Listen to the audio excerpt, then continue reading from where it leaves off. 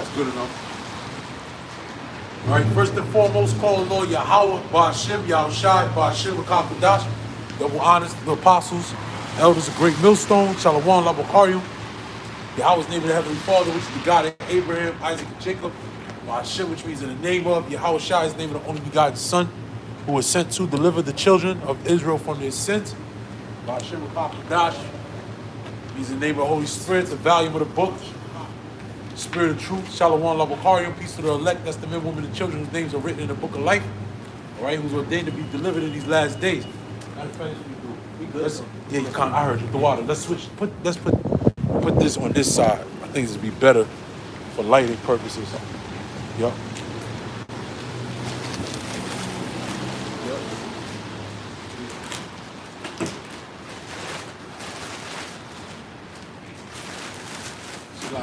Yeah, way better. Way better. You know? Yeah. So yeah, we out here once again through the spirit of power, Yahweh Ba'ashem Yahushai, to prophesy the downfall of America. All right? You know, that's first and foremost, okay, because this is Esau, Edom's world. All right? Matter of fact, you start there with that when you bring on Lamentations. You know? Yup. All right? Because this Esau, Edom must go down. All right? Esau, Edom is so-called white man, is his power structure, his government, his system, his society it's been established.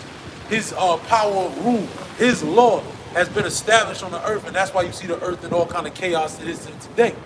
Yeah. Okay? Yeah, you're responsible for what goes on the earth, since the Most High gave you the rulership, man. Yeah. You know? You're supposed to govern it with the Bible. Yep. All right? Yep. You're supposed to... No, so like, you took on the Bible back on, what is it, Reagan or Nixon? One of the presidents. Yep. Yeah. You swore on the Bible. You had people swearing on the Bible in your judicial system. In God we trust. You have the money, so you know that there's a higher power, all right? But you're not living up to the expectation of that power, man. Yeah. You know? Yeah, this is a disobedient son. He's a bastard son. All right? I got that. This is Lamentations 4:21. It says, "Rejoice and be glad, O daughter of Edom, that dwellest in the land of Uz." Yeah, you should rejoice and be glad. This is the best it gets for you, man. Yeah, it's your hour, you know? Yep. It says that dwellest in the land of Uz, the cup also shall pass through unto thee. Thou shalt be drunken. Yeah, that cup of judgment, man. All right? Yep. Although you see the back and forth between the children of Israel, and you know, Israel's going to get judged. All right? Israel's going to get judged one way, shape, or another. Every man shall receive his reward that he has invested into. Okay? Whether it's carnality, whether it's spirituality. All right? But this man, Esau Edom, he's sitting up in his chamber thinking that nothing is going to happen to him. All right? But surely the cup is going to pass through. All right? It says, the cup also shall pass through unto thee. Thou shalt be drunken and shall make thyself naked. Yeah, drunken. Okay, that's what you see now. All the different philosophies, ideologies, frame of mind, these thought processes that the people have, all right, have made the people drunk. Meaning they're without judgment, without righteous judgment. All right? And they said, what? My bad. It said, yeah, it says, the cup shall pass through thee.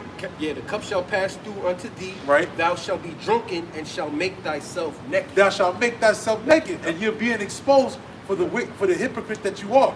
Yeah. Yeah, all your ideologies and stuff that you've been teaching people throughout the generations, it don't hold up to what comes up to when it comes to the scriptures, man. Yeah. You know? And it's going to be all shown to be a fallacy. All the gods that you uphold in this society, they're going to be taken out the way when the living power comes, man. And you see that from a small perspective, starting with the Hebrew Israelites. Okay, you got the Israelites coming out. You know, whether you got different fractions of Hebrew Israelites or factions or whatever have you, different sects, different ideology of even throughout the Hebrew Israelite world, if you will. But a lot of what the Hebrew Israelite world has in common is the God of Abraham, Isaac, and Jacob is not being worshipped on the earth, and it's not being exalted.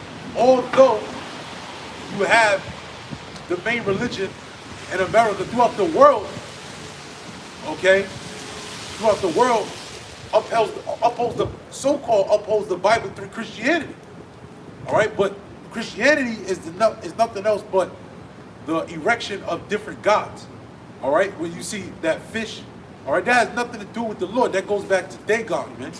Yeah. All right, the fish god. Yeah. All right, matter of fact, Dagon was one of the gods that went down, right, before King David received got back the Ark of the Covenant.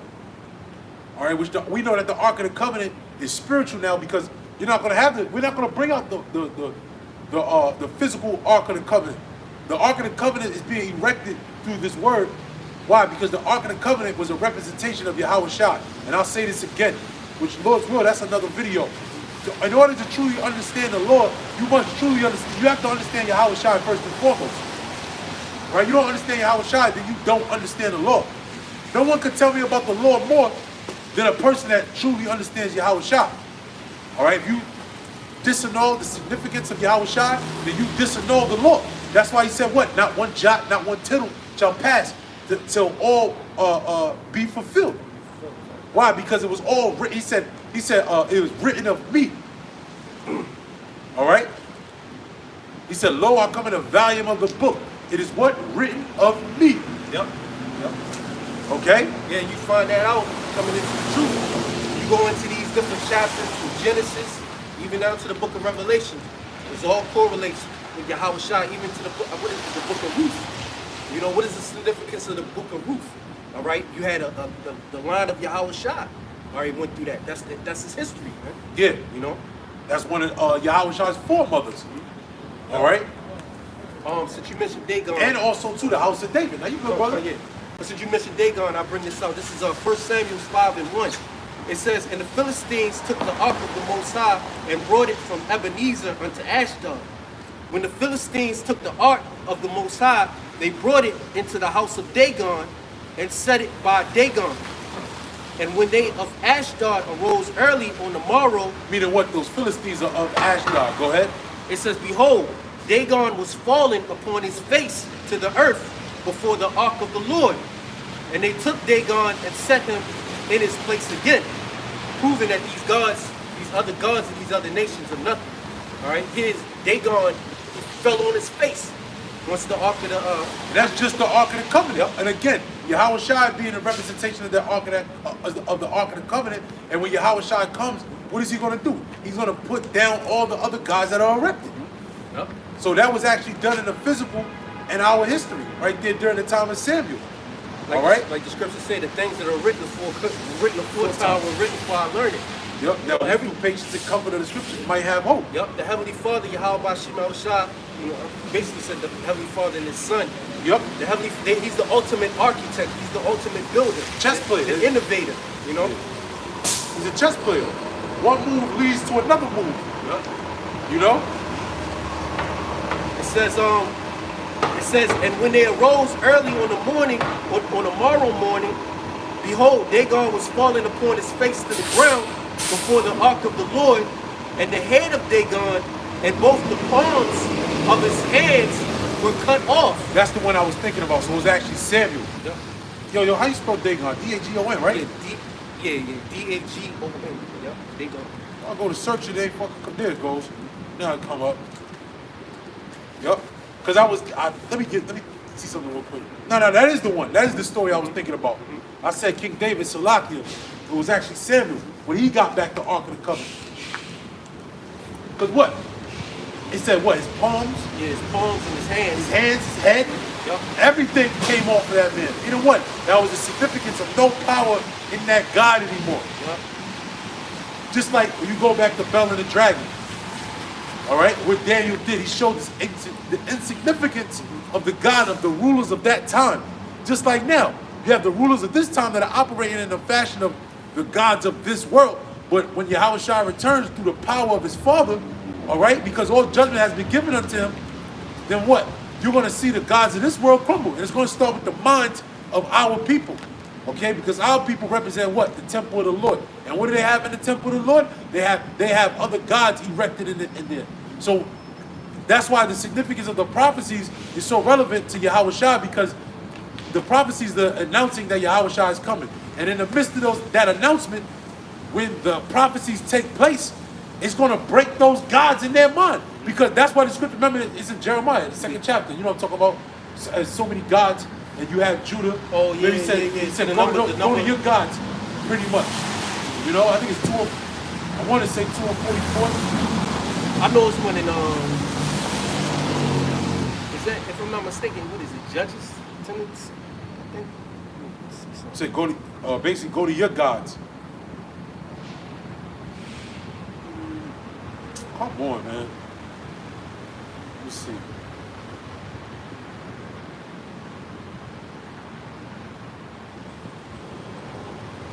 Yeah, man. Give me 1 second. I got this one. This is, I'm looking for that. I got this in Jeremiah 10, verse 10.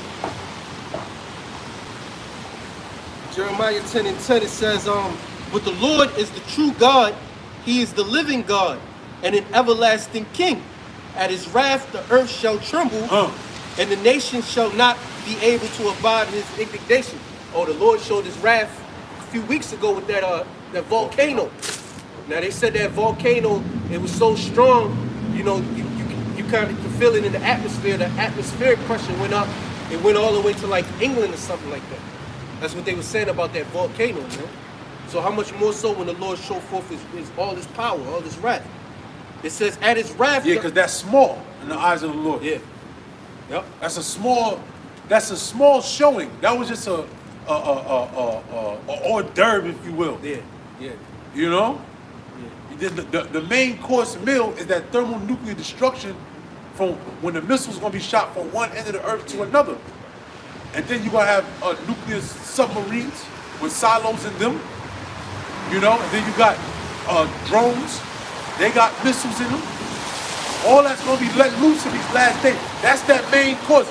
We're going to go from hors d'oeuvres to a buffet. You know?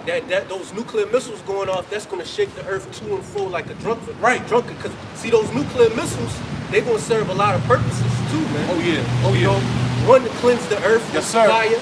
Yep. Another thing to cause a great earthquake and destroy more.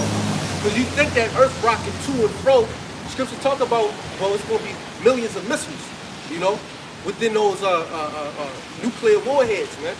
So you think about the earthquake that's going to take, and the buildings, it's going to be a lot of collapses. It's going even the islands, some of them are going to flood away because you're going to have tsunamis, man. Yeah, I'm going to show you. You know? I'm going to back you up. The other verse I was talking, I got the other one. You got that one? Yeah, just Jeremiah. Can I? Yeah, come. Yup, just a little bit more. Yup. It says, but the Lord is the true God. He is the living God and an everlasting King. At his wrath, the earth shall tremble, and the nations shall not be able to abide his indignation. Thus shall he say unto them, the gods that have not made the heavens and the earth, even they shall perish from the earth and from under these heavens. Yeah. That's the first point right there. Because we're explaining that these gods are not going to be alive in that time frame. Yeah. And furthermore, they're not going to be there to save you. Yeah, another thing is, because when the Most High destroy these people, even the remembrance of those gods, those beliefs, they're going to be perished with the people, you know, too, man. Yeah, there's not going to be any more remembrance of those gods. Yeah. So people, the people that are that wholeheartedly into Islam, all right, the destruction that's about to come, they ain't gonna have no faith in that because they're gonna find out that praying to Allah, praying to these other gods, that ain't saved me from it. Yeah, namaste. But there's a new management in town that's gonna be Yahweh Bashim Yahweh Shah. Yeah, just like when you see at a club and they get shot up and somebody got killed, what happens? They change the name. So because of the death that's about to come through, the name, the brand that's on the earth, all right, as the creator, that's going to change. Everybody's going to know the name of the Lord, Yahweh Bashim Yahweh Shah. And they're going to truly understand it. It's not going to be just, I just know the name of the Lord. I know I'm Israelite. No, it's bigger than that. It's going to come with peace, bro. It's going to come with the understanding. Why? Because of that judgment. Just like Rahab, the harlot. And what she said, the report was what happened when the children of Israel came through Egypt. Matter of fact, get that real quick. Jeremiah 16:14. You know? right? Because what? That's the significance of the Most High destruction is the point of the Most High destroyed place is to do what? To show forth His name. You see? Yep. Let me read this real quick. We go to that. Jeremiah 2:28. But where are thy gods that thou hast made thee?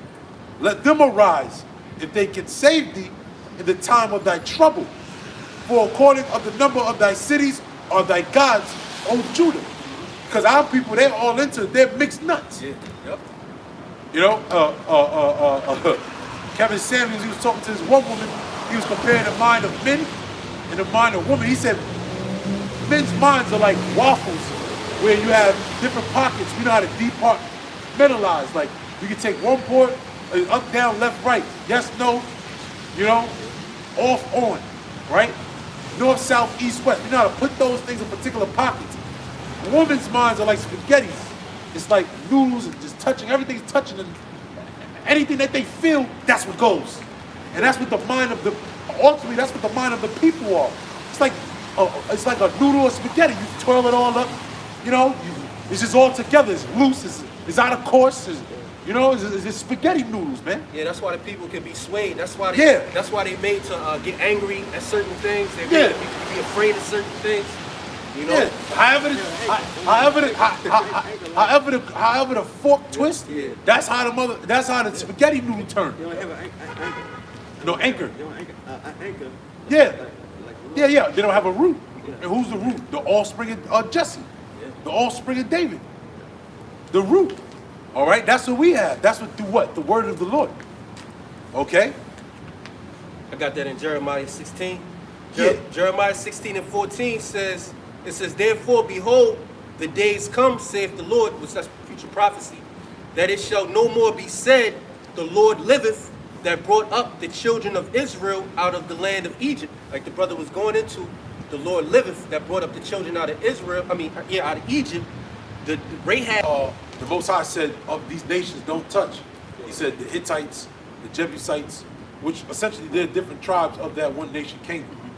You know, but they are their own nation within their nation, just like every tribe of Israel is his own nation.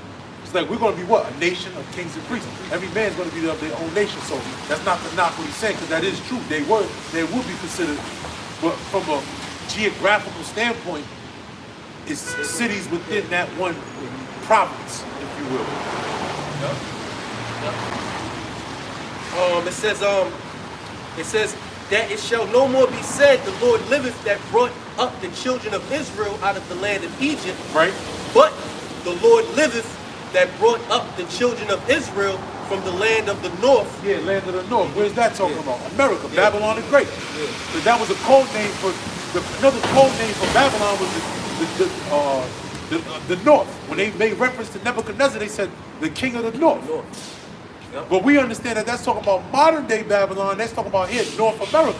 Why? Because it talked about the deliverance out of out of the land of the north. The children of Israel, were they ever delivered out of the land of the north? Were they ever delivered out of Babylon, ancient Babylon? They were? No, they weren't. No, they went from Babylonian captivity unto the Medo-Persian captivity. That's how you can distinguish when it talks about Babylon of ancient times and Babylon now. Right? I'll give you an example. Go to Jeremiah 50 and 33. And we understand, matter of fact, read 50 in like the first two verses and then jump to 33. Yeah, so this is Jeremiah 50 and 1. It says, the word that the Lord spake against Babylon and against the land of the Chaldeans by Jeremiah the prophet, declare ye among the nations, and publish and set up a standard. Publish and conceal not. And that's what we're doing. We're setting up a standard. All right? Yo, in all reality, well, I can't say that, because you did have Daniel. He did prophesy that the Medo-Persians was going down. You know? You did, yeah, I'm sorry, the Babylonians going down, but jump to verse 33.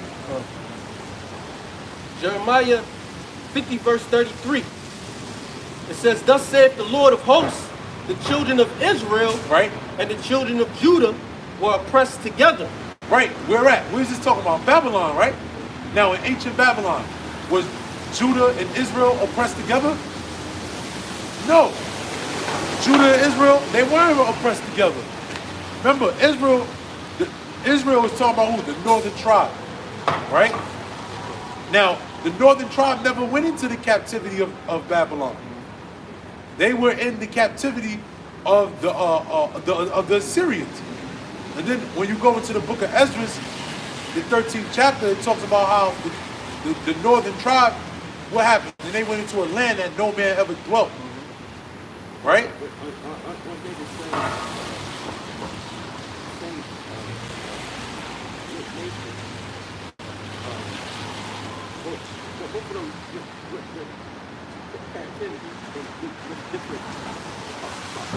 Right. Yes. And different time frames as well. Not just different locations. The northern tribe, which would be who? The so-called Hispanics and Native Americans today, they were in captivity under the Assyrians prior to being in captivity under the Babylonians. So they already went into captivity. The children of Israel, I'm sorry, the southern tribe, Judah, Benjamin, Levi, they were all in captivity under the Babylonians, but they stayed in the land of Israel while the northern tribe went into captivity. Then the Babylonians came and put them in captivity. Captivity to captivity. Yeah, talk about the bull. But remember now let's go back to Jeremiah 16:14. Now let's go. Now you can see the difference. Because now it's talking about the land of the north, Babylon, right? Now it's saying what? That the Most High is going to bring them out of Babylon. Yep. Right? Go ahead. In Jeremiah 16:14, it says, "Therefore, behold, the days come, saith the Lord, that it shall no more be said, the Lord liveth, that brought up the children of Israel out of the land of Egypt, but the Lord liveth, that brought up the children of Israel from the land of the north." Right, because that great deliverance from Egypt was widely known. The known world knew about that. That destruction is so popular, a movie came out about it. The Ten Commandments. Charleston Heston and everything. They almost come out with that. Yeah, but that story in particular, everybody, yo, Salakia, I remember when I was younger, I was like a teenager though. I wasn't that young, but you know, it was like a thing. Me and my parents, we went to go see the movie Joseph. What was it, Joseph, or what was it called? Pharaoh. It was about Moses. It was Pharaoh. It's a cartoon, right? Yeah. Yeah, thank you, brother. Right? I remember seeing Arabic people going to watch that movie. Why? Because they know that story actually happened in history. That's how great that destruction is known. Oh, matter of fact, another destruction that the Most High brought forth to show forth his name ultimately was Noah. I remember going to see that movie, which was not good at all, with Russell Crowe. It was terrible. Even the Arabs, the Muslims, they was up in there saying, "Oh, this is no good. It was inaccurate." But they were in there watching it from a historical perspective because even through their tradition, they know that story is real. You see? So this new destruction is going to be worldwide known again. But now, you know, the Spirit, now we got to go to Revelation, the 18th chapter. You know? Standing from afar off. I'll read it again. Yup, I'll get that. It says, "But the Lord liveth, that brought up the children of Israel from the land of the north, and from all the lands whither he had driven them, and I will bring them again into their land that I gave unto their fathers." And so the Lord, Yahweh Bashim Yahushai, all right, he's going to deliver the bulk of the children of Israel. All right, the bulk of the children of Israel is in North America, you know. But also you have the Israelites scattered throughout the four corners of the earth too. So the Most High is going to deliver them too. Yeah. But the main deliverance, because the elect of Israel in the North America, we're going to have to be delivered because the destruction is coming, man. You know. So the Lord is going to have a great epic event with the chariots and Yahweh Shah coming and the laser beams and, you know, everything, man. The missiles. All right? Yeah. The Third World War. You know? All that's going to be taking place during the destruction of America. You know, the angels of the Lord are going to appear. Yeah. Which that's going to magnify the Lord's name, you know, and bring dread to the nations, man. Right. You know? Right. Yup. This says, this is Revelation chapter 18. Now I'm going to start at verse. Let me start from the top. We're going to get the, you know, Revelation 18:1. And after these things, I saw another angel come down from heaven having great power, and the earth was lightened with his glory. You see, this is ultimately talking about Yahweh Shai. Why? Because the glory when Yahweh Shai comes back is going to be magnified. All right? Remember the scripture say, all eyes shall see him. So it says what? After these things, I saw another angel come down from heaven having great power, and the earth was lightened with his glory. The chariots, all right? Because the chariots, as it's made reference to in Ezekiel, the 1st chapter, it said what? That it was like of an amber color. Meaning what? You like a yellow light? That's amber. When you see a yellow light. When you see the construction workers, they flashing those lights to get your attention. That's the. It's like it's of a bright shining, you know, like gold in a sense. Remember the scripture say New Jerusalem coming down with golden streets. That gold is the glory, the glow that's going to be showing through the power of Yahweh Bashem Yahushua. All right, it says what? And he cried mighty with a strong voice, saying, Babylon the Great is fallen, and become the habitation of devils, and behold, of every foul spirit, and a cage of every unclean and hateful bird. Right, because America's going to be turned into a desert. And only desert-like creatures are going to be here. It's furthermore explained in Isaiah the 13th chapter. Right, what kind of birds? Comrade, you know? The satire. Right? Yeah. That's what kind of spirit is going to be that's going to be in this, on this landmass. Right? It says what? For all nations have drunk of the wine of the wrath of her fornication, and the kings of the earth have committed fornication with her, and the merchants of the earth are waxed rich through the abundance of her delicacy. Meaning what? All these nations, China, the European Union, all right? You know, these different financial institutions, international financial institutions, have basically sucked America dry. Yep. You know, all the resources, all the productivity that America assembles, these nations have gotten rich off of it. But guess what it started off of? The blood, sweat, and tears of the nation of Israel. That's how America became great and rich. Free labor. The payment of blood. The payment of smallpox. Hint, hint, hint, hint. Hint, hint, hint. All right? That gift. All right? That's right. All the way down to South America, correct. It says what? And the merchants of the earth wax rich through the abundance of her delicacies. And that's why you see in Joel the 3rd chapter, why you think the Most High, matter of fact, we got, you know, Joel the 3rd chapter, Joel 3 and 9. All right, matter of fact, hold that, Baba Shah. Proclaim to them, yup. It says what? Reward her even as she rewarded you, right? And double unto her according to her works. And the cup which she had filled to her double. How much she hath glorified herself and lived deliciously, so much torment and sorrow give her. That's what we're seeing, the beginning of those torments and sorrows, as it was prophesied through Ezra. He spoke about the hard times that was going to come before the destruction. All right, and that's what we're seeing now. Yeah, these are just the beginning of sorrows. Right. Like Yahweh Shah said, when you see wars and rumors of wars, what's going on over there in Ukraine, that's just it's a part of prophecy. Exactly. You know, but it's just the beginning of it, man. Yep. It's just the beginning. Yeah, Ukraine is on the news. Yeah. They don't talk about Kazakhstan as much. There's a big war over there between America and Russia going over there with mercenaries of Russia You know? Yeah. And America's on the borderline of Kazakhstan too. Yeah, just think about it. Just think about, like, I probably said this before, but just think about it. If you have a government in Mexico, would you think the United States is going to have finally to a government in Mexico, man? You know, that's an adversary to them. You know? It's the same thing. Ukraine is the old Soviet Union territory, man. Same thing with Kazakhstan and certain things like that, man. That's a hotbed, man. Some of them NATO countries are too. Mm-hmm. Yeah. Let me go back. I got Joel. Yeah. And I got Isaiah 13. Come. Yeah, bring out Joel.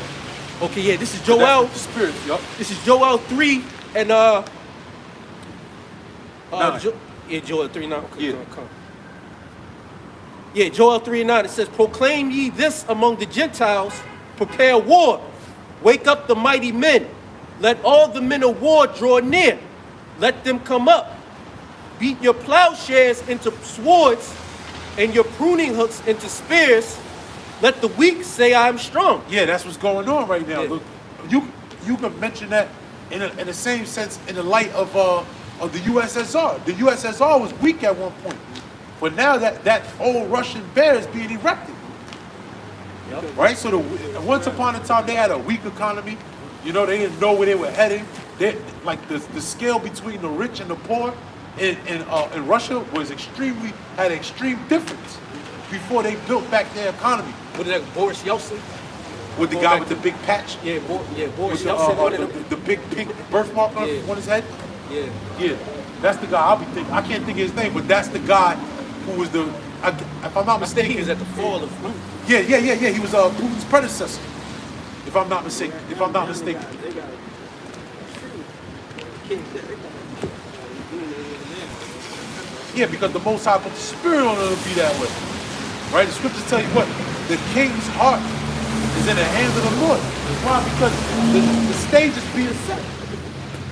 Yeah, That's what we just, Salaki, brother. That's what we just read. The stage is being set. Wake up. Matter of fact, go back to that. Joel 3 and 9. Yeah, it says, so we can get the full understanding of it. yeah, it says, "Proclaim ye this among the Gentiles." Right? Prepare war. Prepare war. Go ahead. Wake up the mighty men. Wake up the mighty men. Man, Go wake ahead. up them soldiers, man. No, It yeah, says- but also too, those mighty men are those angels. come on. The angels of the Lord working on their minds too. Go ahead. It says, let all the men of war draw near. Now you wake up the mighty men, meaning the angels of the Lord are operating to do what? Make all the men of war draw near. All right, go ahead. It says, let them come up. Beat your plowshares into swords and your pruning hooks into spears. Right, right. Because what? No longer they're invested into agriculture, right? But they're invested into war now. Yeah. They haven't always been doing that. They wouldn't have got weak. A lot of these different countries, they're thinking more, I guess you could say socio-economic, not economically, as opposed to defense, thinking to boost your military. They're thinking, okay, I got crops, I'll always have trade, and I'll always be able to do business with people. What America has done has changed the focal point of how to do business. America does business with the sword first, not agriculture. And America controls the economical system of trade in the world. But it starts, how is that established? Through the sword, through the atomic bomb. So if you don't got a bigger gun than me, I don't care about your agriculture. I don't care about you doing trade. I'll come take it. So these countries said, what?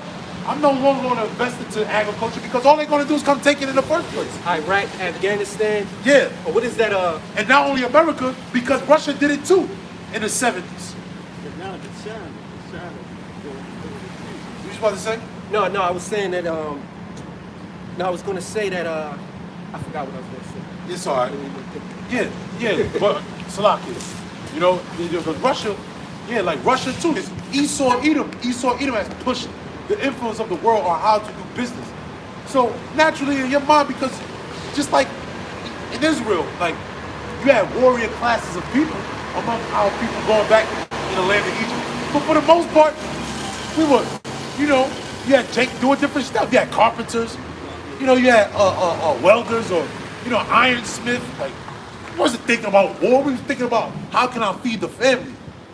You know, but America, again, Esau Edom being what? That's his blessing. No, I was just thinking about after the Soviet Union went down in like 1991, what you had that long period of time where the United States was the world power.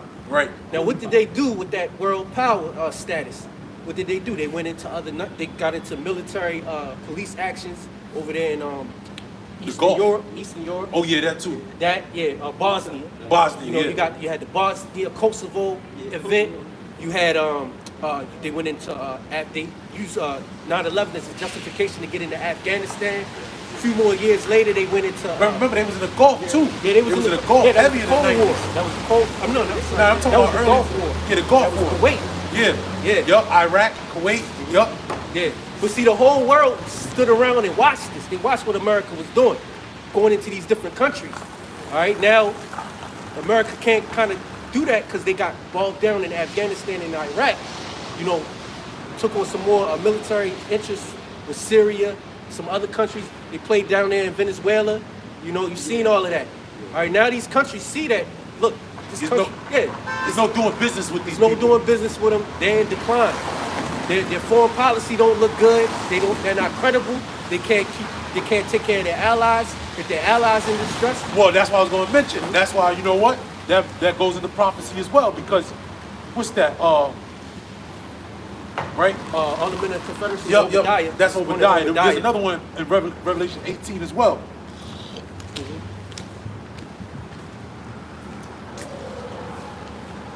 So these nations are licking their chops. America spread themselves too thin. 17. All right, they got their military in multiple places. They're in the Pacific.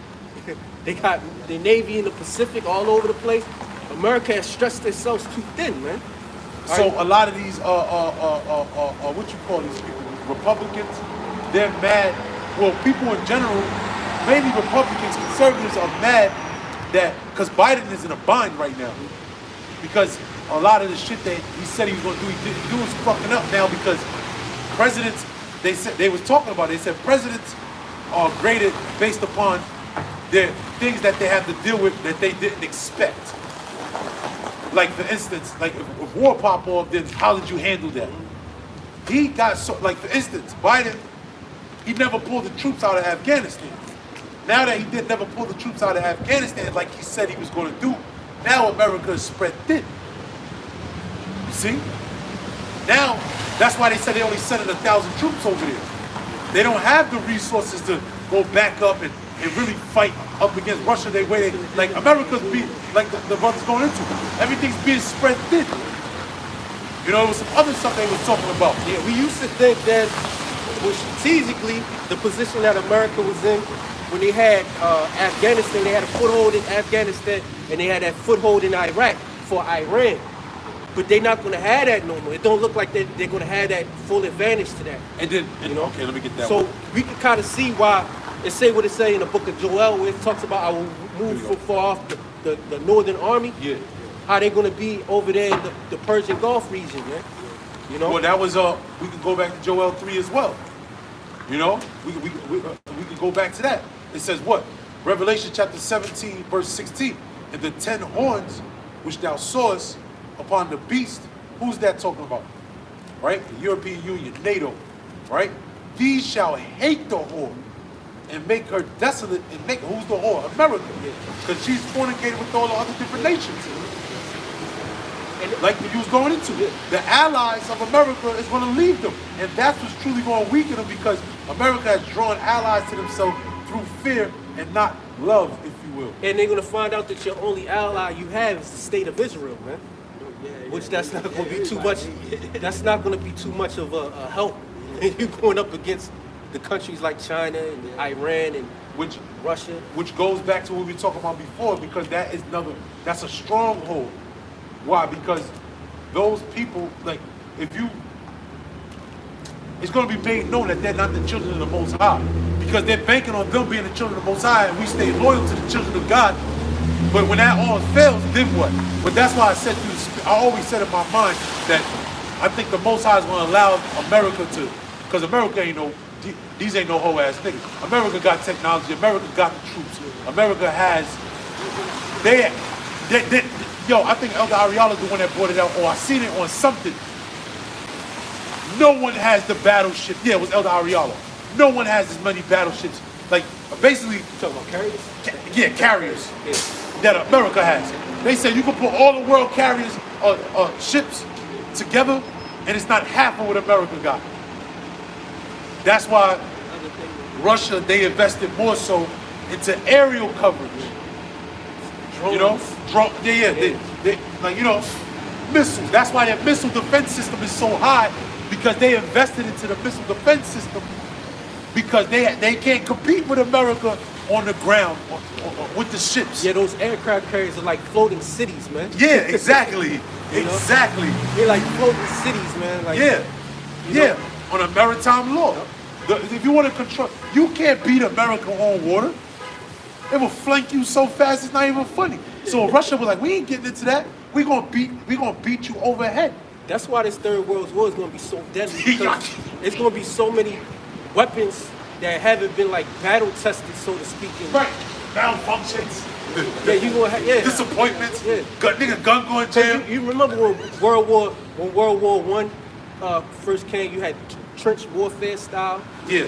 You know, that was what consisted of a Digging battle. caves. Digging trenches, digging Digging- trench networks and Yeah. stuff like that. Underground communications. Well, this war is going to be more deadly. It's going to be fought cyberspace. Yes, It was going to be fought on multiple fronts. You know what I was dwelling know? on? I know you probably remember. I know you remember.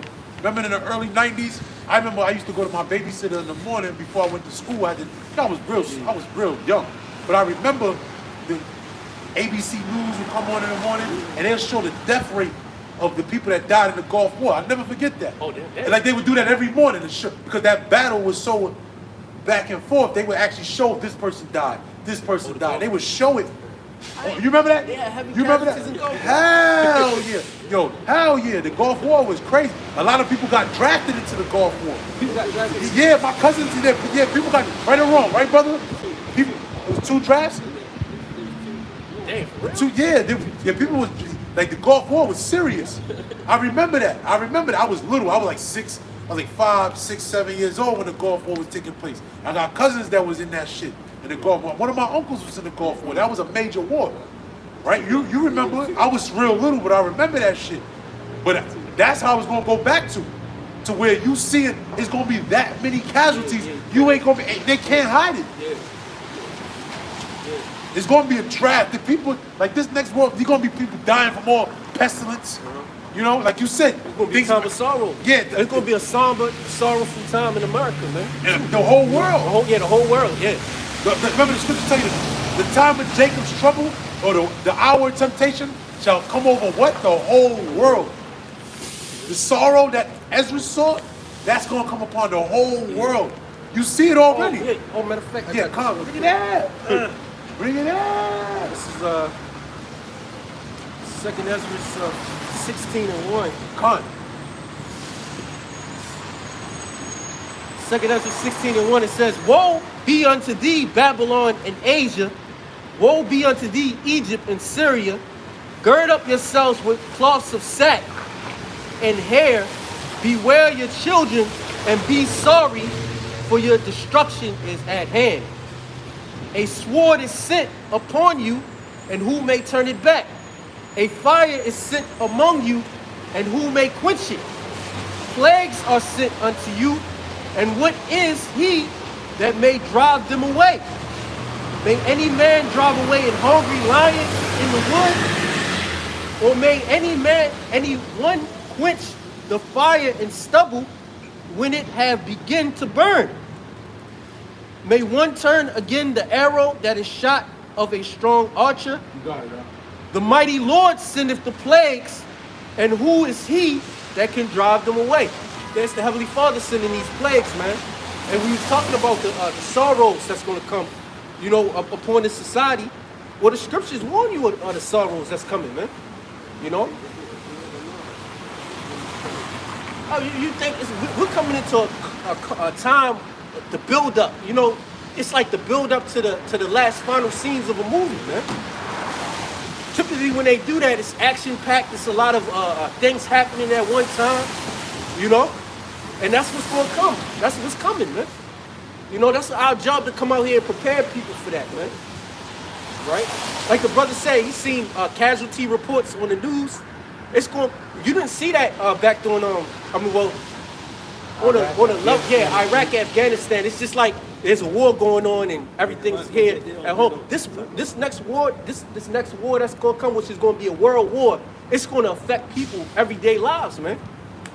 And that's what this generation is not used to, man. Right. You know? They used to, like you said. We always hear about the stories of World War II and the Victory Gardens and buying the bonds and certain things. the war bonds, you know, the food rationing, man. It's gonna be bad this time, man. Government ain't gonna be able to shield it. The Pentagon ain't gonna be able to shield it. Because a lot of the times the Pentagon, they control what you see, what visually you see about war. You know, the Pentagon, they have their own propaganda and stuff like that. And they in cahoots with the media, man.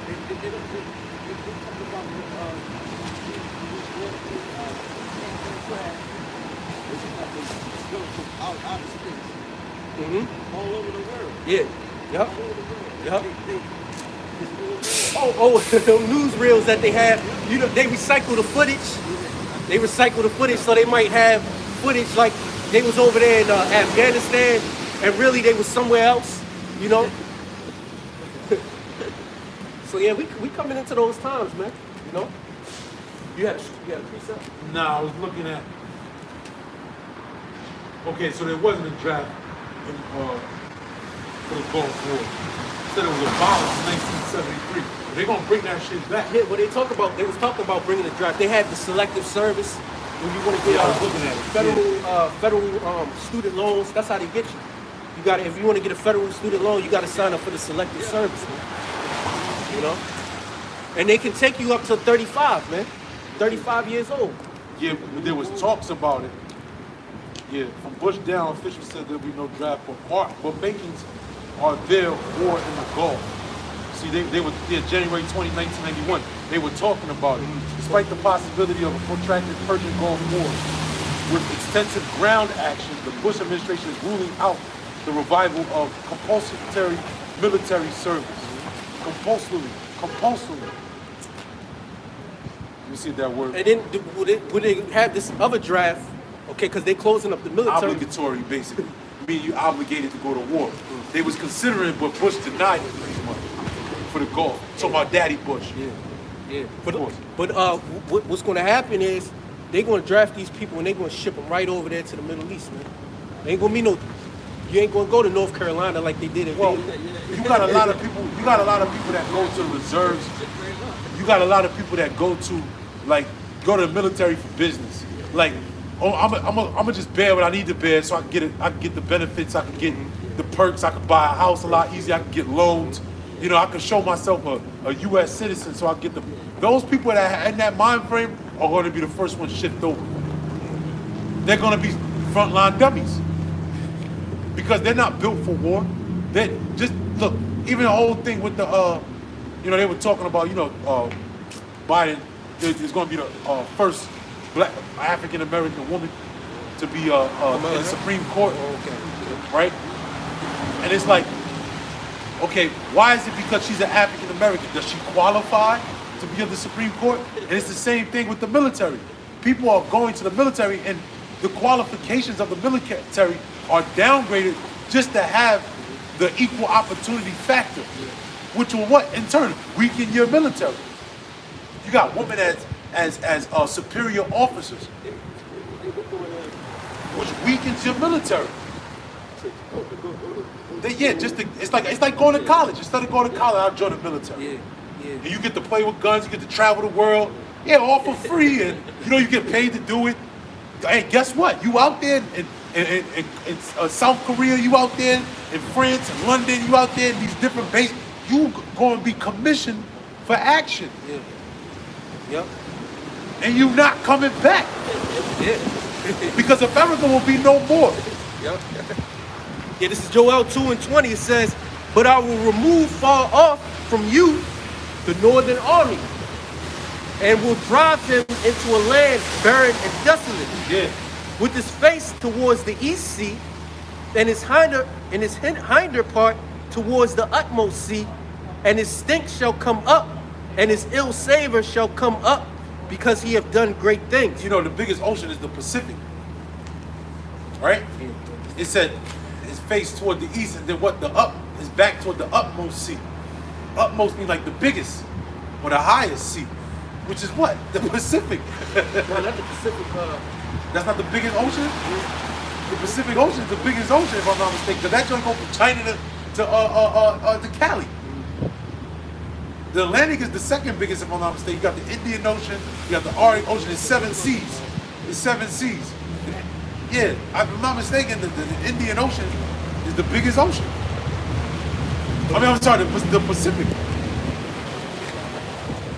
I got hold on.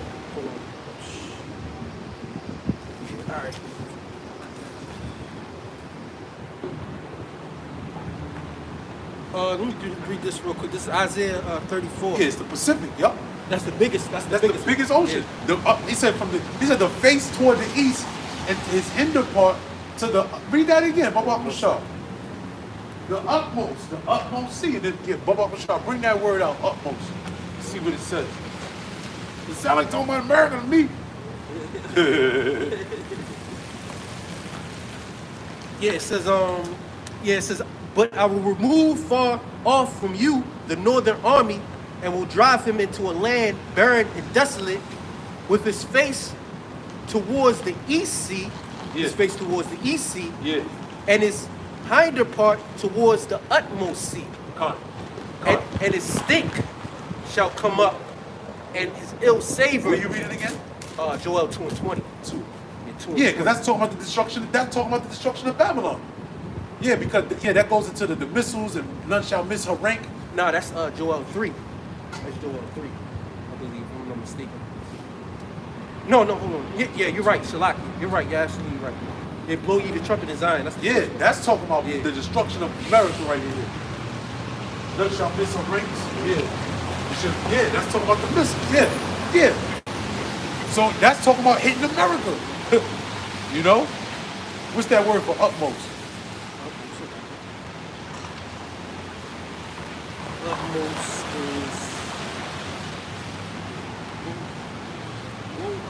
It's another thing. Right, so that's another thing we got to keep in mind that we have to, you got to keep in mind that we got to get into the Hebrew. We got to get into the Hebrew words. You know what I'm saying? That's another thing to understand the scriptures. We also got to go into the Hebrew. We got to go into the Greek. You know how you do say, you got to act on a scholarly level, if you will. You know, that's a scholarly level when you go into different languages. You know, when you go into different languages, it helps you build your understanding of what's being said. Because remember, they weren't speaking English back then.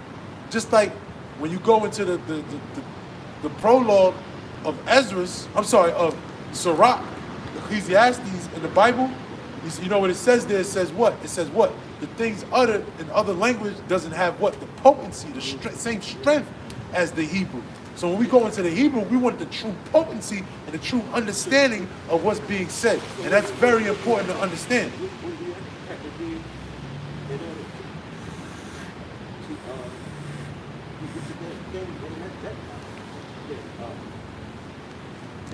To understand it, you gotta study it. Brothers got lessons, the videos.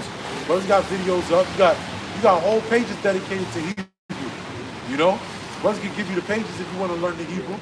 You know, like brothers got the pages. We did videos on the Hebrew, the names of the men of the Lord, the name of the Lord going into the Hebrew, the name of the Lord. You know, that's our language. You're supposed to know that. You know, so there's plenty of videos that we got. You know, brothers will give you the pages. You know. Yeah, that word for utmost, it looks like it's akaran. It's got a khan. Yeah. It says behind, following, subsequent, western. Behind. Western. It said western. Yeah, Western and behind. You know, go ahead. It says behind, hindermost. It says western. Hindermost. Yeah, it says western. Then it's parentheses of location. Later, subsequent, latter, last. Last. There you go. Because the end of the world is basically California and Hawaii over there, Alaska. That's what's over there. That's the Pacific Ocean. All right. Then you got the East Sea. You got the East side. You know, and because what? It's talking about what? The destruction of America. You know. Yeah, it says yeah, that's pretty much it on that. Con. Yeah, can I get this real quick? This is Isaiah 34. Yeah, this is Isaiah 34:1. It says, come near, ye nations, to hear, and hearken, ye people. Let the earth hear, and all that is therein, the world and all things that come forth of it. For the indignation of the Lord. What's the word indignation mean? It means the righteous anger of the Most High, Yahweh. Yep. Right? Read that again. For the indignation of the Lord is upon all nations, Right. and his fury upon all their armies. See? That's why, you know, when we went to Joel 3:9, wake up the mighty men, let all the men of war draw near. Right? So what is that? That's all the different militaries coming to that, really coming to the Middle East.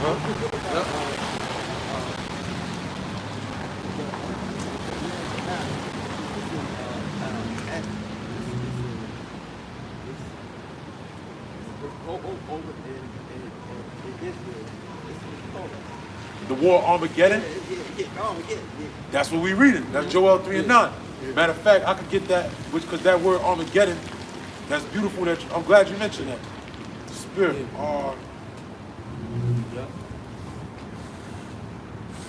Yeah, I'll keep on reading this. Yeah, it says, for the indignation of the Lord is upon all nations, and his fury upon all their armies. So not only is the Lord's righteous anger upon all nations, but it's upon all their armies. It says, he have utterly destroyed them, he have delivered them to the slaughter. Now, when you read this precept, it's speaking in past tense like he already did it. He already did it. But spiritually, he's already done it, but it's playing out right now. It says, their slain also shall be cast out, and their stink shall come up out of their carcasses, and the mountains shall be melted with their blood. Yeah. Meaning what? Those different nations. Here. You know, the mountains represent nations. Now, when you read it, I believe it's either Ezekiel 38, well, Ezekiel 38 and 39 talks about how those dead bodies are going to be buried. You're going to sever out men of continuing employment. Yeah. All right, but that's going to be the elite. One of the first jobs of the elite to do is to bury all of these dead bodies. Talks about the valley of Decision. No. Jehoshaphat. I'm mentioning Ezekiel 38. Ezekiel 38, because it says their body's going to stink. We read it in 3 precepts. I'm going to get it. But we read it in 3 precepts that talks about how those dead bodies, they're going to stink, basically. You know?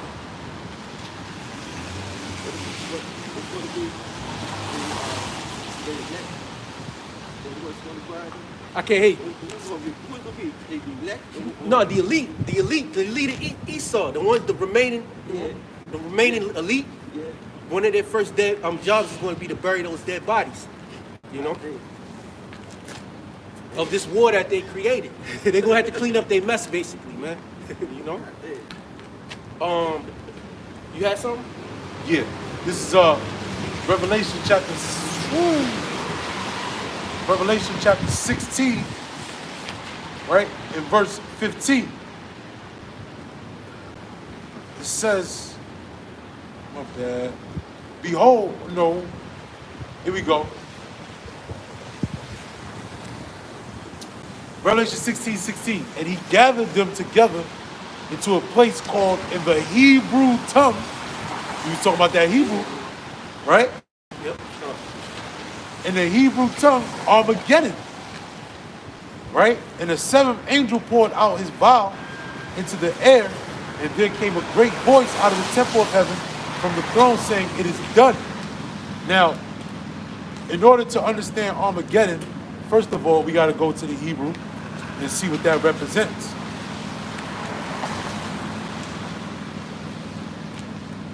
It says what? This is in In the Greek, it's Harmageddon, when the Hebrew is Harmageddon, right? Meaning what? The mountain of troops. Now, where's that mountain of troops going to be? In the Valley of Decision, in the Valley of Jehoshaphat. Matter of fact, we have to go back to Joel, the 3rd chapter. The 3rd chapter comes. Yup. It says in Revelation 16, the scene of that struggle of good and evil, which that's not what it's talking about, right? Because the concept of Armageddon just means when the Most High is going to bring all the different nations into one place to fight each other, which we're going into, right? It says what? Which was famous for 2 great victories of Barak over the Canaanites and of Gideon over the Midianites. And the modern day Canaanites is Esau, Edom. All right? It says what? The deaths of Saul and Josiah, hence in Revelation, a great place of great slaughter, the scene of terrible retribution upon the wicked. The RSV translate the name Harmageddon, i.e. the hill, as R is the city of Megiddo. You see? Which the city of Megiddo is an actual city in the land of Israel, which these major events took place in ancient times. And it had significance when these events took place in that same area. So just like now, that area is going to have even greater significance when the Most High brings particular souls to that same exact place. You see? Which is what? The city of Megiddo. That's all it means, essentially. Or the mountain of troops. Because Megadwan means what? Gadawan means armies or troops. Har means city or hill. Okay? Go ahead. Different nations. Let's get it. Let's get it. Go to 3 and 9 again, Baba. I'll bring it down. Yeah, this is Joel, back in Joel 3 and 9. It says, proclaim ye this among the Gentiles, prepare war, wake up the mighty men, let all the men of war draw near, let them come up. Beat your plowshares into swords, and your pruning hooks into spears. Let the weak say, I am strong. Assemble yourselves, and come all ye heathen, and gather yourselves together round about thither. Round about, Shalaki. It says thither. Oh, hold up. My bad. It said what? All ye heathen come round about. Who's the heathen? Who's the heathen? The other nations. All the other nations. The word heathen simply means country dweller. So it just means someone from another country or someone of another people. Not an Israelite, basically. Right? So all the heathen are going to come near. All right? Go ahead. But guess what? For a further understanding perspective, you're going to have Israelites there too. But they're in a heathenistic mind frame, and they're representing the heathen. You have Jake in the military, but they got patches representing NATO. And representing who? The heathen. With a market chip. Yeah, with a death tag. With a tag. With a death tag. It says, assemble yourselves and come all ye heathen, and gather yourselves together round about. Thither cause thy mighty ones to come down, O Lord. Right. We're talking about the angels. The angels of the Lord, yup. It says, let the heathen be wakened. Yup, let the heathen be wakened. You see? Go ahead. And come up to the valley of Yahushaphat, Yehoshaphat, Shalaki. Well, which is in the Hebrew, is Yehoshaphat, which means what? The most, what does it mean? The most high judgment. The most high judgment. Yahweh being the name of the Heavenly Father, Shaphat meaning judge. Yehoshaphat, the valley of Jehoshaphat. All right? It says, for there will I sit to judge all the heathen round about. There will I would judge the people. Yehoshaphat. Go ahead. It said, put ye in the sickle, for the harvest is ripe. Yeah, put the in the Go ahead. Get you up. Why? Because what? No, you good. You good because we understand that Armageddon, right, is what? That's you remember you said it. That's gonna be the last war, right? Now, how do we know it's the last war? Because what?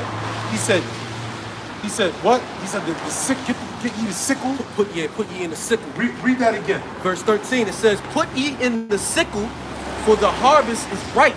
Right, the harvest. One second. Because what? The harvest is ripe. The harvest is ripe. Right now, the scriptures, Yahweh Shai gave us an indicator because he said what? Matthew 13:19. The enemy that sold them is the devil. The harvest is the end of the world. And the reapers are the angels. So that's what we're seeing right there. The harvest is what? The end of the world. So read it again. Yeah, it says, put ye in the sickle, for the harvest is ripe. Come get you down, for the press is full, the fats overflow, for their wickedness is great. Oh, Yahweh Shai tried the wine press. Yeah. Isaiah 63. Yeah. Yep. You know? Yep. It says the fats overflow, for their wickedness is great. Yeah. Now you added another element because in the midst of this valley of decision, remember, the Most High is bringing all these militaries there to do what? To judge them. So, but who's going to judge those militaries? One name in particular. Yahweh Shai. Yahweh Shai is going to be the one to judge. And that's why the Spirit was on you to mention what? Isaiah 63. Yeah, Isaiah 63. Because that ties right in. Because Yahweh Shai is the one that's going to be judge those. They're going to kill each other, but Yahweh Shai going to jack them up too. Square business. And you can see how Yahweh, Square business. You see how Yahweh Shai come in the volume of the book. Yeah. Square business. No, in the volume of the book. Because before you came, we had mentioned, we was talking about how Yahweh Shai is all throughout the scriptures. From Genesis to the book of Revelations, even in the Apocrypha. In order for you to understand the Bible, first of all, you have that. This is how you know you have to have spiritual discernment, because it's all about Yahweh Shai. If you don't understand Yahweh Shai, you don't understand the Bible. I don't care what part you're reading. Yeah, because the Father committed all things into the hands of His Son. Yeah, this earth was formed by Yahweh Shai. I want to know if the Sakari believes that, because you had believing Israelites that believed in a Messiah in the city of Colossae and Laodicea, that were of the church of the Colossians, right? That were of the church of the Colossians that didn't believe in the preeminence of Yahweh Shai. So therefore, you have individuals in this time frame right now that don't believe in the preeminence, although they believe that he came and he died, but they still didn't believe in his preeminence. They didn't believe in the hierarchy of Yahweh Shai. They didn't believe that Yahweh Shai created the universe, the earth. He's the one that set up the order in the heavens. That, you know, hold on, brother, hold your peace for 1 second. You know? So the whole structure, the cosmos, so you can understand. You see?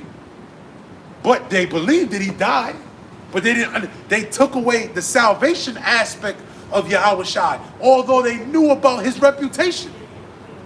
Nothing new under the sun. Okay? Now back to regularly scheduled programming. What you was gonna say, brother?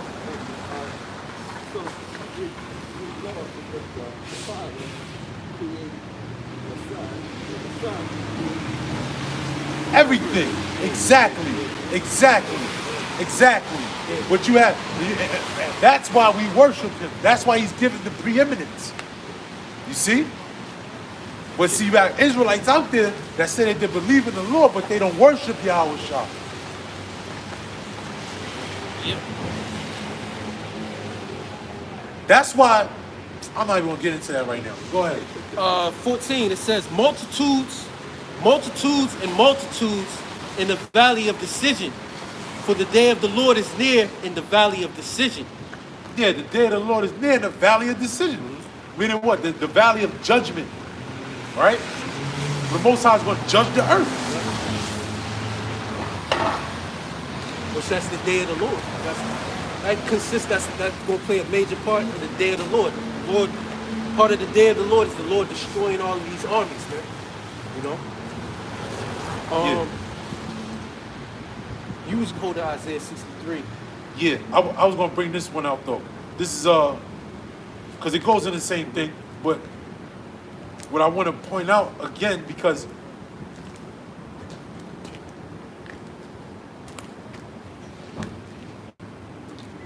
my bad.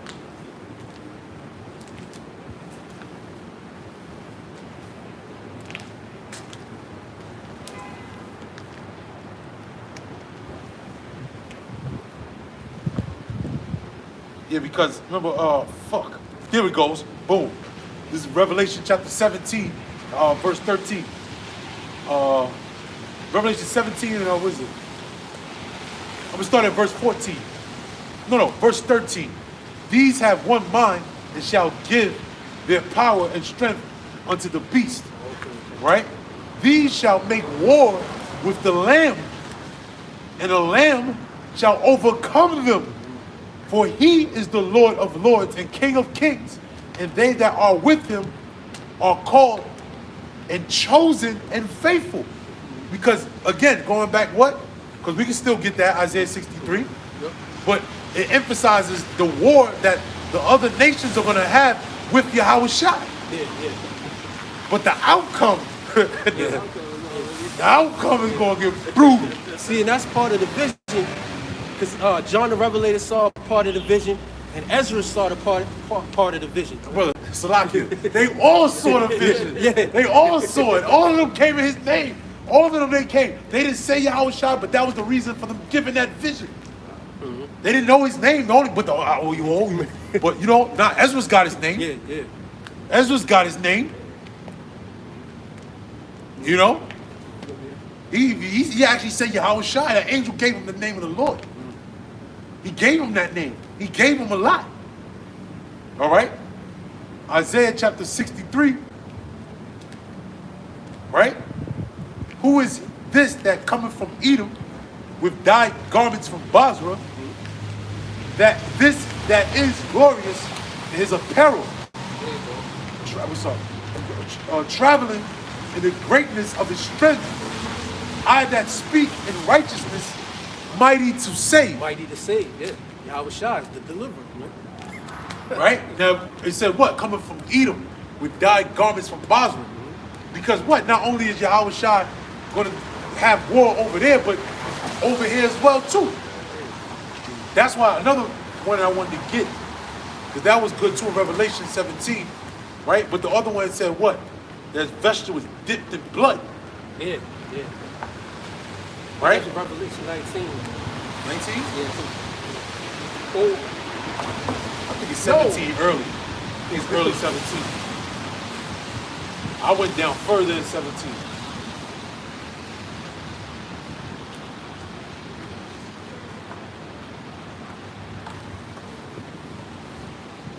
I could be wrong. I know 19 and 10, it says the war with the clap. No, 19 and 12. It talks about the vested in blood. His name was called the Word of the Father. That's 17. Yeah. What you got? You got something? I'm looking vested. Yeah, because they say he came with a name that no man knew.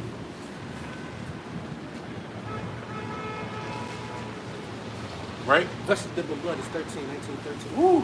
13, 19. There you go. 1913. 19, 13. 19 and 13. Damn. Yeah. Okay, come on. You got it. This is Revelation. Revelation 19:11. It says, "And I saw heaven open, and behold, a white horse, and he that sat upon him was called Faithful and True, and in his righteousness he doth judge and make war. His eyes were as a flame of fire, and on his head were many crowns, and he had a name written that no man knew but he himself, and he was clothed with a vesture dipped in blood, and his name is called the Word of the Most High." Gotcha. Yeah, he's coughed in a vesture dipped in blood. He had those many crowns upon his head. Why? Because he took down those nations, man. That's it. Yep. You know, going back, and it all ties in. The scriptures tie in together. Isaiah 34 chapter, the Lord's indignation is on all nations and upon all their armies. So what does the king do once he take down the nations? He's gonna take the crown. He's gonna take the crowns off the king's head, you know, and die. Nah, it's dying, but sometimes it freezes. We good though. I don't know how long it was frozen, but we good. It says, verse 14, and it says, and the armies which were in heaven followed him upon white horses, those chariots, because it's the Lord of hosts. And he's coming back with a multitude of armies, Yeah. you know, clothed in fine linen, white and clean. And out of his mouth goeth a sharp sword, that with it he should smite the nations, and he shall rule them with the rod of iron, and he treadeth the winepress of the fierceness and wrath of the Almighty power. It goes into that winepress again. So that wine, the smashing of the grapes, and that the wine, it comes from the scratching the grapes. That's synonymous with the blood that he's going to shed when he does his thing, man. Yeah. Because also too, wine is known as what? The blood of grapes. Yeah, the blood of grapes. Sangria.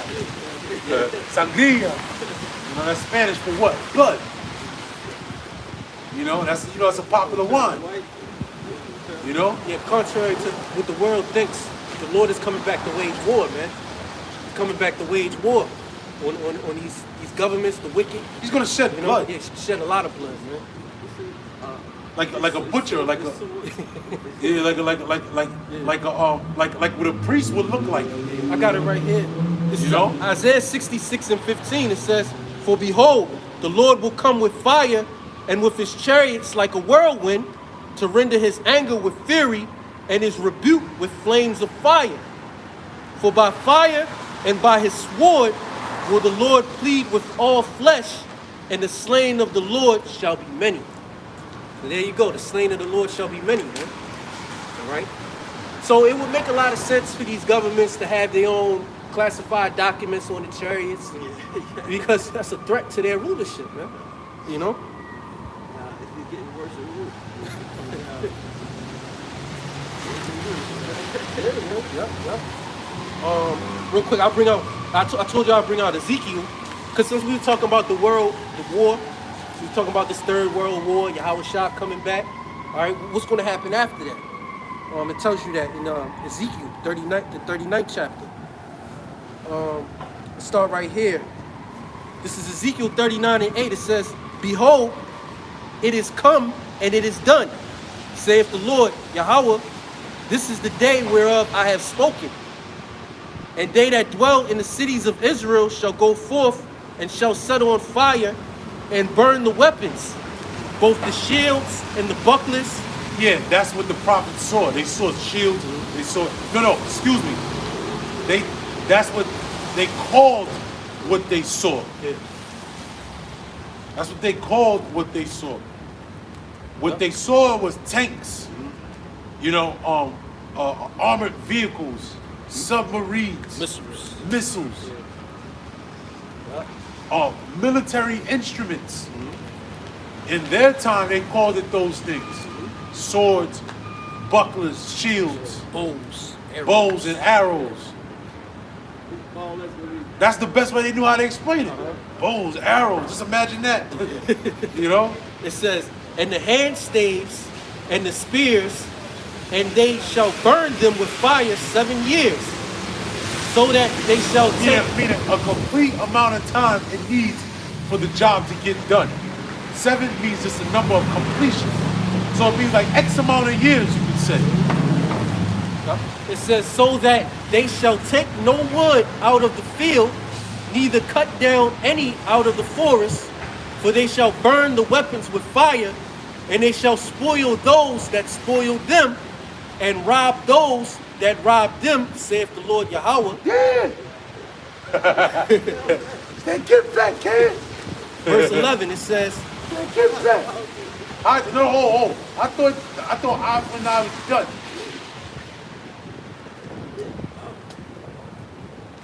Yo, these dudes would have hated Yahweh Shah. Straight up. Because Yahweh Shah said, look, man, I tell you a new law Moses ain't tell you. Moses said, don't divorce you. Moses wrote a bill of divorce. But I'm telling you not to write a bill of divorce. Moses said, remember he said basically, he said, you know, eye for an eye, tooth for a tooth. So I tell you, you give him your other tooth. You give him your other eye. You give him your other cheek.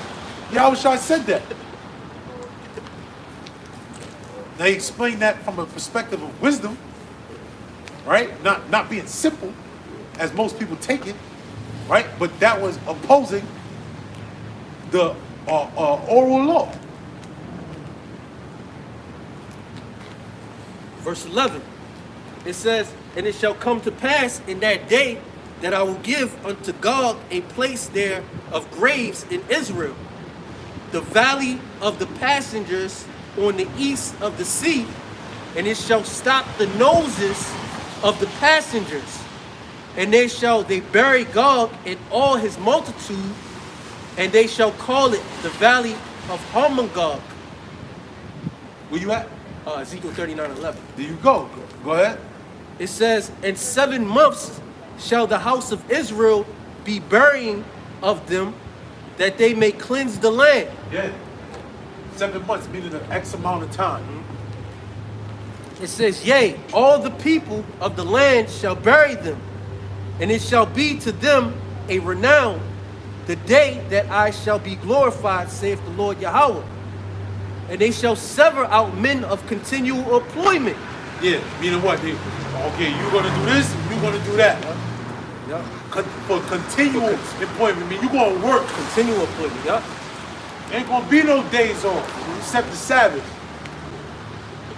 Where Esau gonna have to put in that pain. You know, like the brother said, clean up their mess. Clean up their mess, man. It says, they wrote a tab that they ass can't catch. When that happens, you gotta clean the kitchen. Yep. It says, passing through the land to bury with the passengers those that remain upon the face of the earth, to cleanse it. After the end of 7 months shall they search. And the passengers that pass through the land, when any seeth a man's bone, then shall he set up a sign by it, till the buriers have buried it in the valley of Harmongog. And also the name of the city shall be Hamonah. Thus shall they cleanse the land. Yeah. Yeah, so I'm gonna keep on reading. Verse 17. It says, and thou son of man, thus saith the Lord Yahweh, speak unto every feathered fowl and to every beast of the field. Assemble yourselves and come gather yourselves on every side to my sacrifice, that I do sacrifice for you. So even the Most High got a sacrifice for the fowls of the air. It says, even a great sacrifice upon the mountains of Israel, that ye may eat flesh and drink blood. Yo, right, because the Most High is promising a feast for these birds, man. Yeah, the same. The scavengers. It's also mentioned in the book of Revelation. Yup. It says, ye shall eat the flesh of the mighty and drink the blood of the princes of the earth. That's to show the insignificance of these other nations and their power. Yeah. That the Most High is going to reduce them to the point where where the birds are going to eat their top generals and corporals and admirals. Yep. You know? These motherfuckers eating steaks and shit right now. Yeah. They living deliciously right now. Yeah. They're going to be bird food. They're going to bird food. They're corpses. Yeah. Stop calling people bird food. Yeah, bird food. They eat bird food.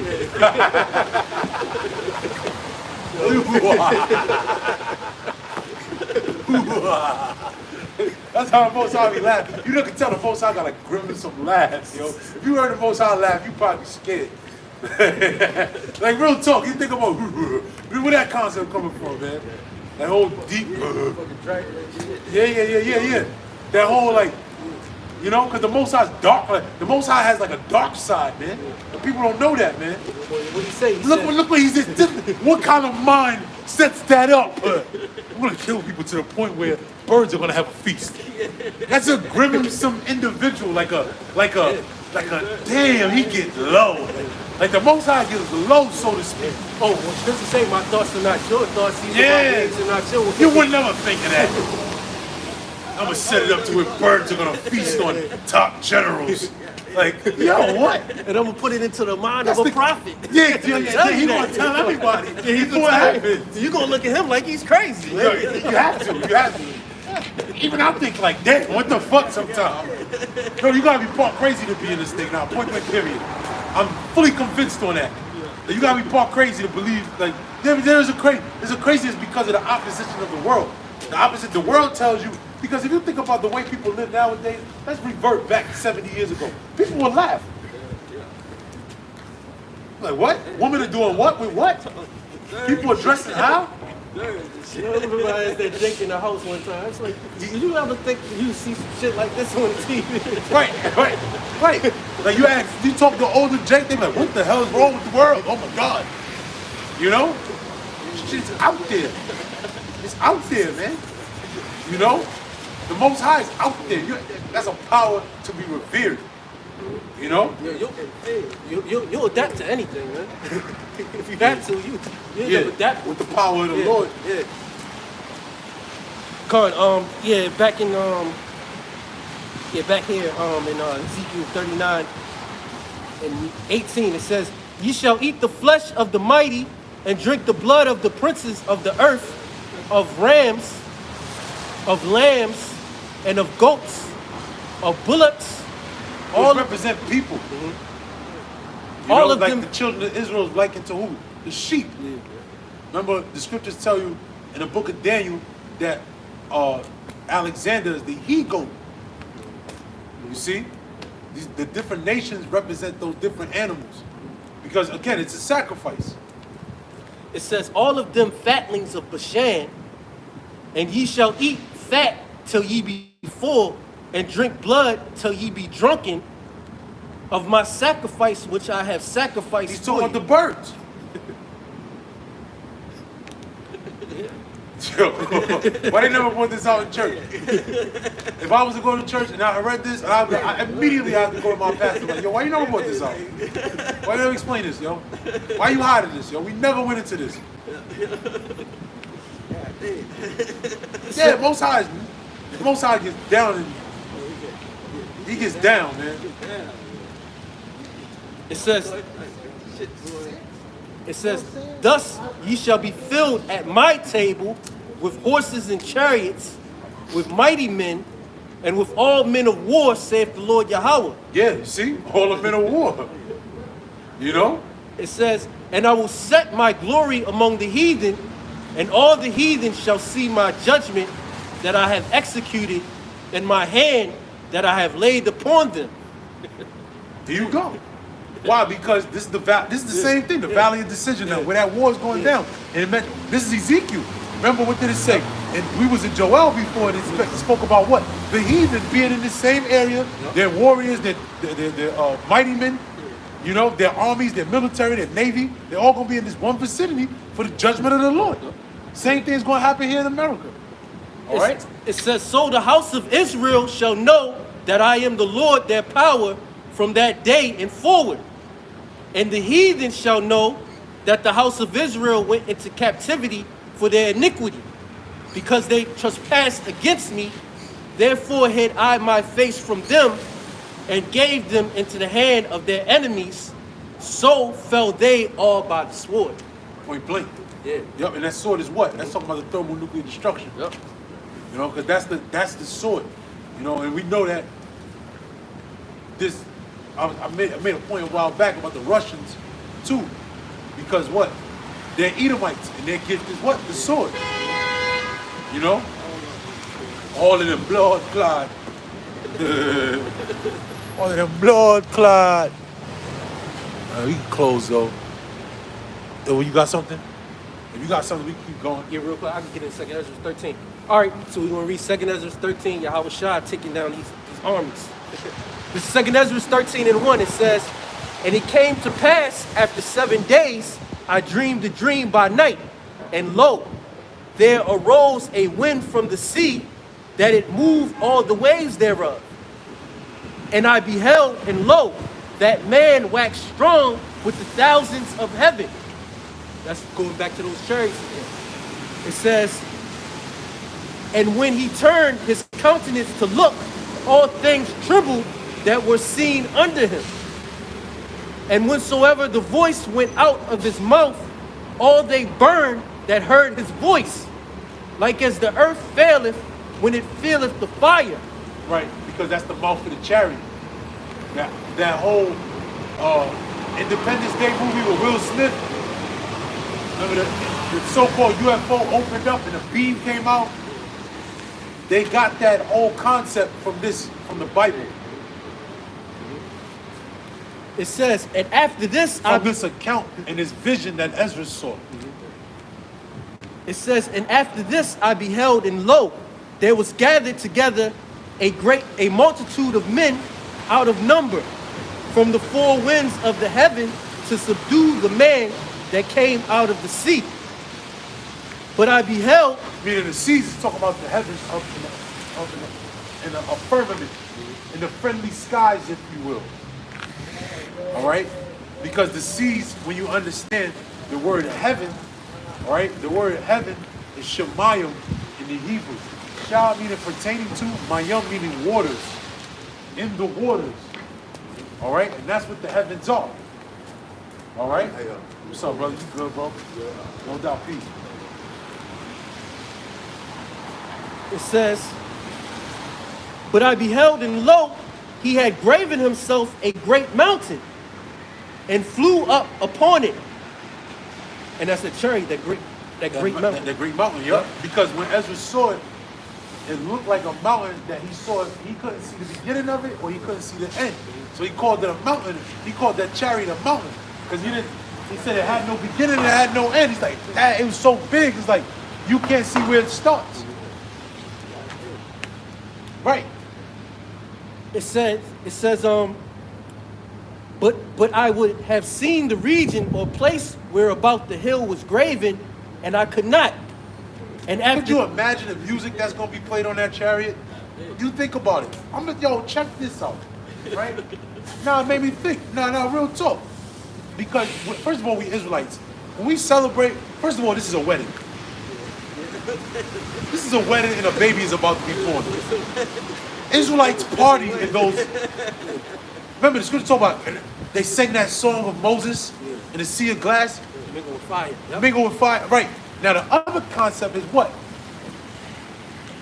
You have the angels of the Lord that are in the heavens blowing the trumpets, singing songs to the Most High, worshiping the Most. We're going to hear that. Well, this is the day of the Lord. The music is going to be fire. Literally. Literally.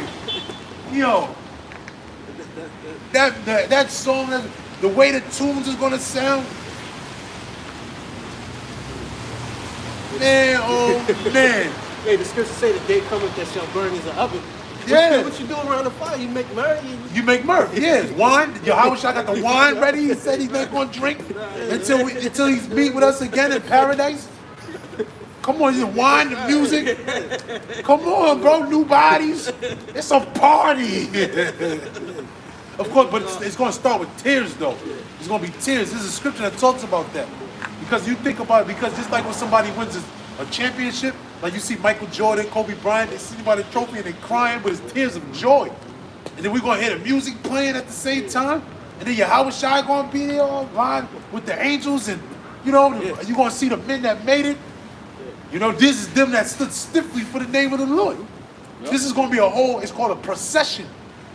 Hey. Man, listen here. This is what the heathen are going to witness. They're going to see us get the victory. Remember, it said, then it said, "Lo al me." Remember, ye are not my people. There shall be said, ye are the children of the Most High. In the land that you will put to shame, there you will be given fame and praise. In the land you will put to shame. That's all going to take place. The people, they're going to see it. The scripture says in Revelation 18, they're going to stand from afar off. They're going to see the destruction. They're going to see it all go down. Yeah. I know it's the judgment of the Lord. Right. Just like Egypt. Just like Egypt. Everybody going to know about this whole thing going down. Verse 8, it says, and after this I beheld, and lo, All they which were gathered together to subdue him were sore afraid, and yet durst fight. Right, because the power that Yahushua coming back with, the military that's going to be fighting each other already, they're going to drop what they were doing and try to fight Yahushua. Like as we were going into the Spirit was bringing that out, right? But they're going to be so scared at first. They're going to be like, nah, but just like the Most High put the Spirit on Pharaoh to harden his heart and not let the children of Israel go, the Most High is going to put the Spirit on these mighty men, these warriors, to do what? Fight.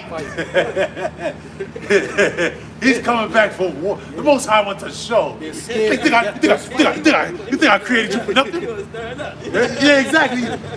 You think it's a free ride? You're going to fight. That's how the Most High is looking at the scenario. Look, the scriptures tell you about the one vessel unto honor and one vessel unto dishonor. Either way, they still vessels of the Most High. I don't want no parts of a man that thinks that way. No parts. Verse I 9. don't want no static, no beat. You sent your son, you told me to worship him. You got it. You got it. Verse 9, it says, and lo, as he saw the violence of the multitude that came, he neither lifted up his hand, nor held sword, nor any instrument of war. Yeah, so the violence that he's talking about, that he's seen, was them shooting all of their munitions, all of their might. They're going to throw everything in the kitchen sink at him, so to speak, man.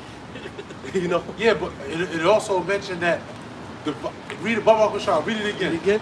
Yeah, it says, and lo, as he saw the violence of the multitude that came, he neither lifted up his hand. Right, he neither lifted up his hand, because they come with all their weaponry, keep going.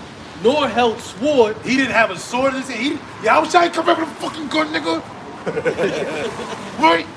It says, nor any instrument of war. Yeah. Yep. Yeah. You fucking gun-toting, wicked-ass niggas. Well, you know what the scripture says? The scripture say, I will have vengeance and shall not meet thee as a man. Yeah, what the when fuck? When he came back 2,000 years ago, when they apprehended him, they had swords when they apprehended him, you know? Yeah. Yahushua gonna fight these heathen, right? And we boldly say that, right? With no sword. No sword. But you know what it's gonna be? It's gonna be the beams of the chariots. For by fire and his sword will the Lord plead with all flesh. The slain of the Lord shall be many. Many, yeah. By fire. More fire. All right? Fire. Verse 10. It says, but only I saw that he sent out of his mouth, as it had been, a blast of fire, and out of his lips a flaming breath, and out of his tongue he cast out sparks and tempests. And they were all mixed together, the blast of fire, the flaming breath, and the great tempest, and fell with violence upon the multitude which was prepared to fight, and burned them up, every one, so that upon a sudden of an innumerable multitude, nothing was to be perceived, but only dust and the smell of smoke. When I saw this, I was afraid.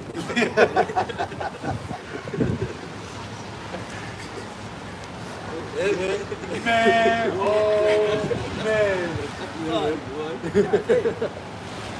Yeah, remember, you know that saying back in the day, you gonna blow them to smithereens. Smithereens. Fucking blow them to smithereens. I don't know what the fuck that is, but that sound like it, right? All they gonna be is Chad. Sift. It's gonna be sift. Most I really gonna Yeah, sift. well, I think the scriptures say that the wicked shall be as Chad. Yeah. In the wind. Yeah. It shall fly away like their own dung. Away, man, yeah. The Most High gonna. The remnant of this place is gonna be dust and ashes. Also, great riches is gone in 60 minutes. It's 60 minutes. 60 minutes. Esau, you're on. On. Crazy, they got a show called 60 Minutes. Yeah. That's what telling they downfall. They demise. You know? 60 minutes. 60 minutes. Esau, you're on. Yo, That's called the show. You know what that song? That song is called The Show. Oh, the show. That's So- what you know. So you know. Oh, Slick Rick. You Slick Rick and Dougie Fresh. He said 6 minutes. 6 minutes. 6 minutes. Dougie Fresh. On. Yo, I can only imagine I can only imagine these devils in the situation room when they get the report. You know, when they get the report, everything's going bad on the front seat. Houston, we have a problem. Oh, just like I watched that shit again. Don't look up and shit. You watching the kid? Yeah. How they figured when they fucked up? He said, I gotta go to the bathroom. And everybody just said, I'm going to say bye to my wife.